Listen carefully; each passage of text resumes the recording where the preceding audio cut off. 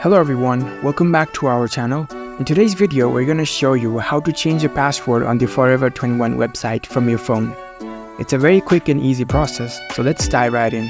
First of all, unlock your phone and make sure you are connected to the internet and head over to your preferred web browser.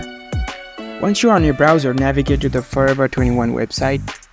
After you open the website, log into your account. Once you're logged in, you'll see this home page of the Forever 21 website. Here, you can see the profile icon at the top right corner. Tap on it.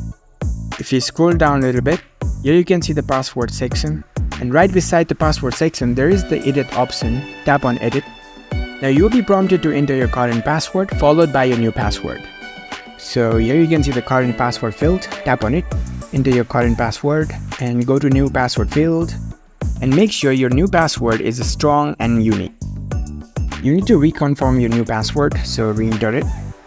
Once you have confirmed your new password, here you can see the save button. Tap on it. And that's it. You have successfully changed your password on the Forever 21 website using your phone. It's a very easy and simple process. If you like this video, don't forget to give us a thumbs up and subscribe to our channel for more tech tips.